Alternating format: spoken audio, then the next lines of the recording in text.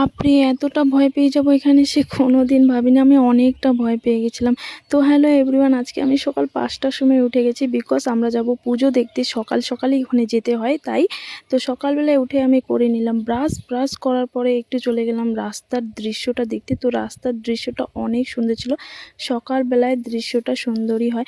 তারপর মুখ ধুয়ে নিলাম, মুখ ধুয়ে আমি ফ্রেশ হয়ে নিলাম, ফ্রেশ হয়ে আমি ড্রেস চেঞ্জ করে নিলাম। তারপরে আমরা বেরিয়ে পড়লাম। আমার ননদকে বললাম, তুমি একটু ভিডিও করে নাও, তারপরে গাড়িতে বসবা। তো আমার ননদ একটু ভিডিও করে নিচ্ছে। তারপর ওকে গাড়িতে বসিয়ে নিলাম। বসে নেওয়ার পর আমরা যাচ্ছি। তো আমরা যাচ্ছি, আমি, আমার বর, 2টা ননদ আর আমার মেয়ে। তো 5 জন মিলেই যাচ্ছি। তারপর আমার বর বলল, দাও আমি পার্কিং করে দিচ্ছি। আমি বললাম, কেন, আমি পার্কিং করতে পারবো না? তো আমার বর বলে, বাপরে, গাড়ি চালাতে পারো তো সব কিছু করতে পারবো। তো আমি বললাম, কেন পারবো না, তাই না? তারপর দেখি অনেকটা ভিড় লেগে গেছে, আমাদের আসাটা অনেক লেট হয়ে গেছে। আর একটু তাড়াতাড়ি আসলে হয়তো ভালো হতো, অনেক কিছু দেখতে পারতাম।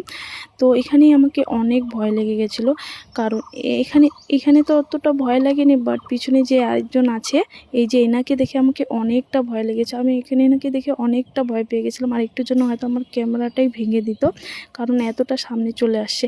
আর আমার বর হয়তো ভুলে গেছে যে আমার বউ আমার সাথে আসছে, কারণ ও সেই রাস্তায় আছে আমার মেয়েকে ধরে, কারণ আমার মেয়ে খুব ভয় পাচ্ছিল তাই।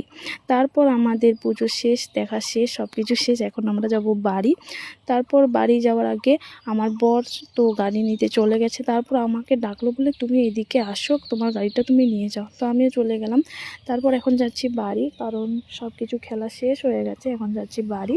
তো তোমাদের ভিডিওটা কেমন লাগলো কমেন্ট করে জানিও। তো সবাইকে শুভ নববর্ষ। আর ভিডিওটা কেমন লাগলো একটু লাইক কমেন্ট করে দিও। Bye bye.